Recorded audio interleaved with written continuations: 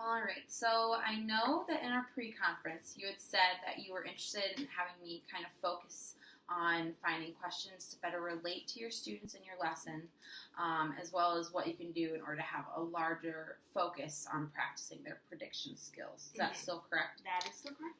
Okay, was there anything else? Not offhand, but if there's anything that you want to bring up, please feel free to do so. Okay, I think those were the two main ones that I saw too, but I just wanted to double check, make sure I wasn't forgetting anything.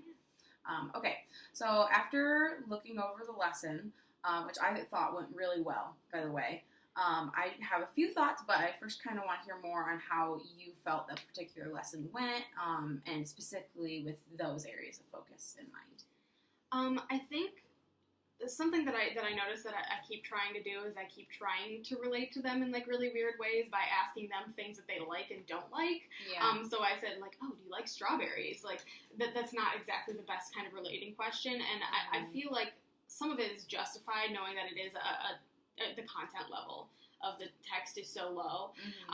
But I definitely feel like I can just be pushing more in that direction. As far as the lesson went, I think.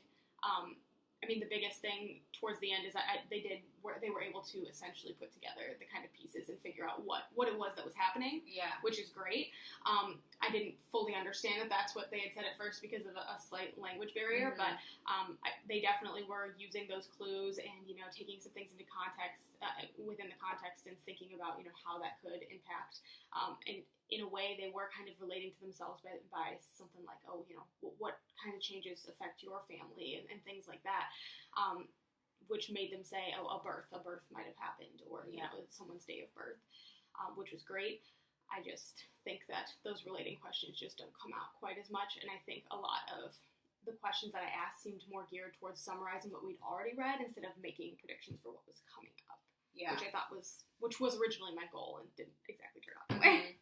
Okay, so I completely agree. I think that it went really well. They were able to do kind of the point, kind of inference what was going to be happening, even with the language barrier. I think you pulled it off fine and were able to get it back together and back on track. I think that lost my train of thought. I think that they were able to stay really focused with you. You were able to keep their attention, and I think it's really difficult to find relating questions with any students, let alone ELL students who don't know much about their background.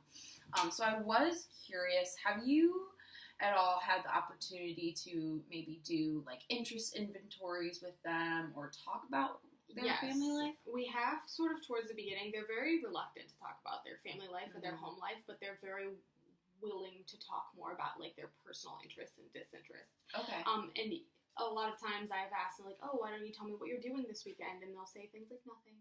I'm not doing anything. It's like, you're not doing anything? No. Just gonna watch movies.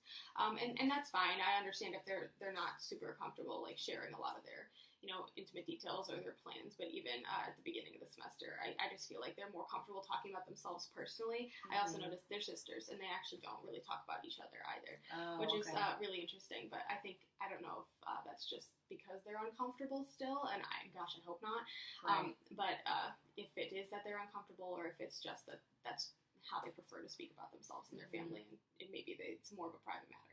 I was wondering if maybe it's like part of their culture possibly to be more private. I didn't really like look into it too much, so I was wondering if that would be something you'd want to do. Like both of us work together to kind of research more about the typical Arabic culture, and to just kind of maybe find some culturally inclusive books. I think that would be a really good way to find ways to relate to them. Yeah, I'd love to do that. Okay, so I think that would be perfect, because I think that's a really good first step to take, especially when you're having trouble finding books already with their reading level. And I think a lot of culturally inclusive books are at that reading level for the most part.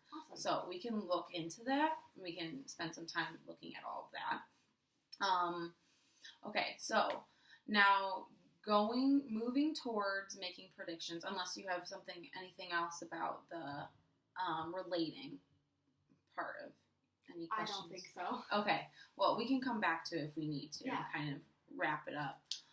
But for the making predictions, do you think that there was maybe the book that you chose was difficult to work on that skill? or anything I with think- the book? I think the book itself was good for that. I think a lot of my, like, phrasing it as the clues and going back towards a summary, I feel like I could have taken more pauses, maybe to do some more predicting of what's, going to happen next, or maybe after, the portion about the weird things the dad has done, taking a step back and saying, okay, what kinds of things do you imagine or do you predict that the mom is going to be doing now? And phrasing it more in that way instead of kind of looking back after we'd already read it. Since then, I've tried to put a little bit more emphasis on the predicting in some of our other read alouds.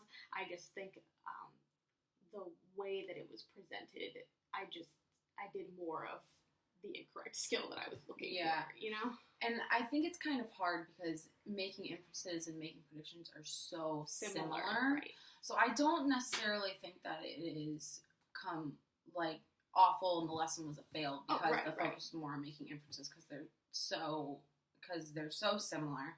I do think that this book was a really great book for making inferences, and it can be made to do making predictions just because with inferences it's based on facts that they're finding in the reading, and as they're reading they're finding more and more clues, which I really love that you had those two resources for them. They were the then and now and the clues. I think that was a really great resource, and I'm sure that helped them a lot too to remember everything, and I liked how you reviewed it. So I think even though it wasn't the making predictions wasn't what was coming out, I still think they were getting a little more practice with it. Yeah. So I also know that